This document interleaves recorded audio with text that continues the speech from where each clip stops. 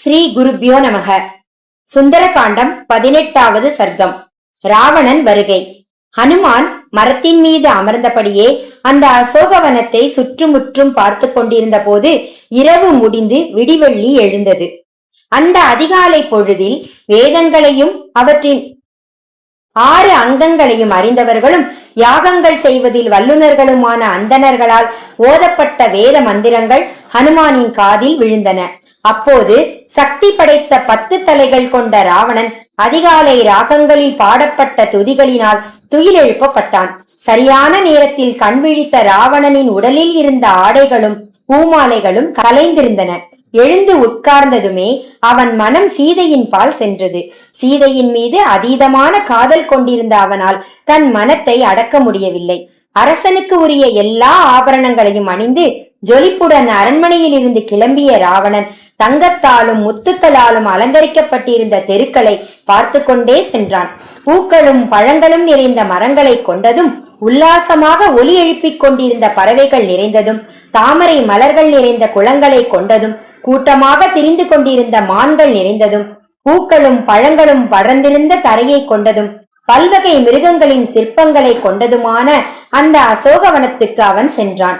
இந்திரனை பின்தொடர்ந்து தேவலோக கந்தர்வலோக கன்னிகள் செல்வது போல ராவணனை பின்தொடர்ந்து ஒரு பெண்கள் கூட்டம் போய்கொண்டிருந்தது.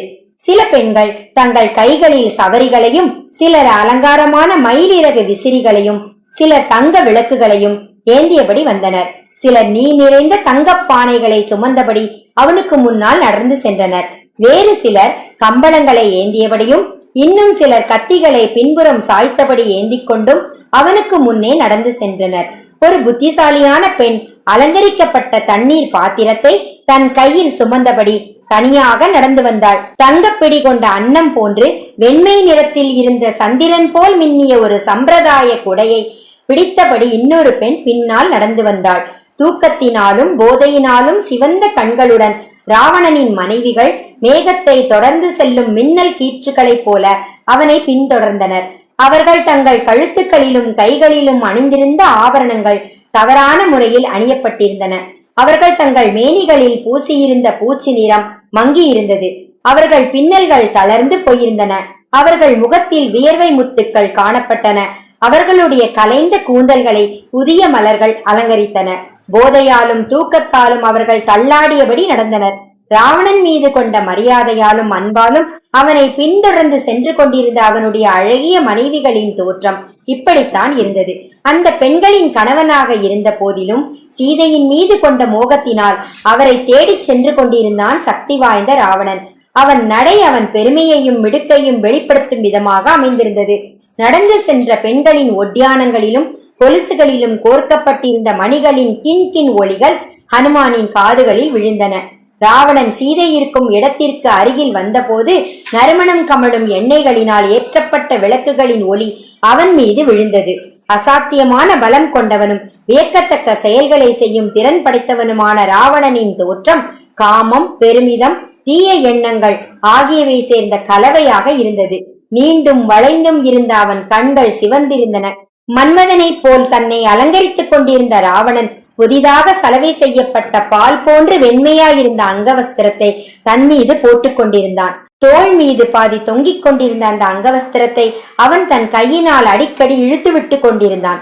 அடர்த்தியான இலைகளும் மலர்களும் நிறைந்த மரத்தின் பின் மறைந்து நின்று கொண்டு ஹனுமான் ராவணனை அருகிலிருந்து கவனமாக பார்த்தார். அங்கிருந்தபடியே அவர் இளமையும் அழகும் நிறைந்த ராவணனின் மனைவிமார்களையும் பார்த்தார்.